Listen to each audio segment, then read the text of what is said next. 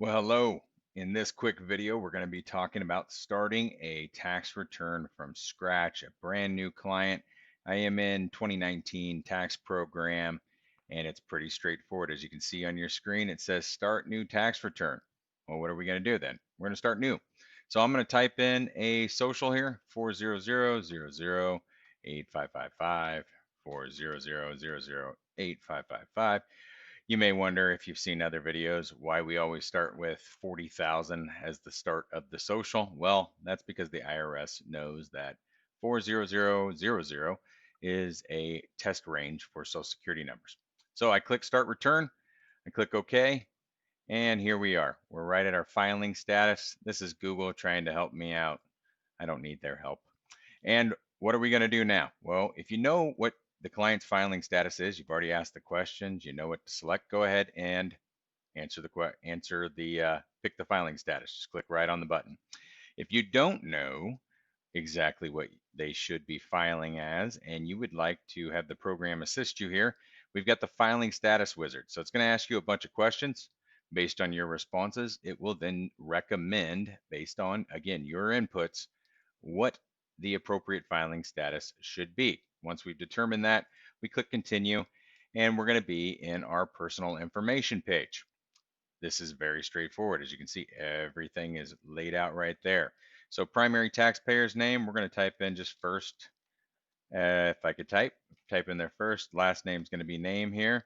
And I'm just able to tab right on through the fields. I get to the date of birth, I hit 1, then I put in the date, and then I put in their year, and I'm just tabbing from field to field, and we are in tax prep.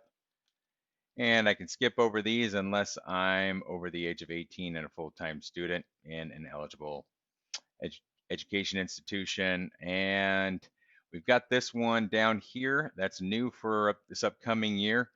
Are you into, what do they call it? Cryptocurrency. Are you one of those crypto dudes, which I don't understand anything about it? So I'm going to say no. Then your address here, 144 Easy Street, which is where we all want to live. And we're going to go to Florida. Why not?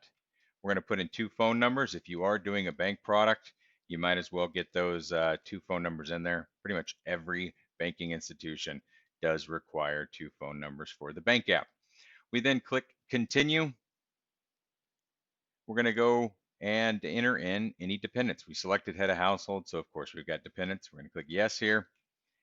And again, this is if you're entering in a client from scratch. If it's a returning client, all of this information will be in here. So we're going to type in, this is dependent, and last name pulls it forward for me. If it's different, you can go ahead and change it. And they were born on something like this, and their social is why not. Now, if the dependent does not have an I-10 or an SSN, you would check this box and you'll see that the Social Security number goes away. Now, if I deselect that, it brings it back for me. Was this person a US citizen? Yes. What is your relationship? You could just type a letter and it will pull it in. D for daughter, S for son, tab. Now, if they were over 18 and a full-time student, go ahead and check that box. If you're not claiming them as a dependent, go ahead and check that box. If you're not claiming them for EIC purposes, go ahead and check that box. If none of that applies, we just click continue. And if we have additional dependents to add, you go ahead and click this add button. If for some reason you need to go back and modify, you got the pencil or you got the trash can here. If you really don't like your kid, you can go ahead and trash them there. All right. Next is I click continue. And unfortunately, there's the option to enter in a death certificate.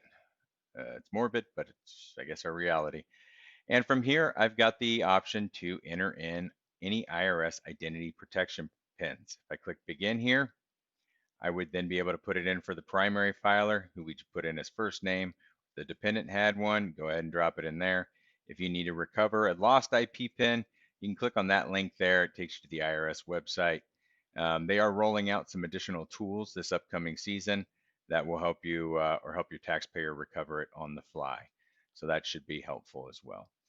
If none of that applies, I can go back and let's do this. So hopefully that walks you through starting a new tax return, jump into some other videos, do the tutorials if you'd like, and let's have a good season.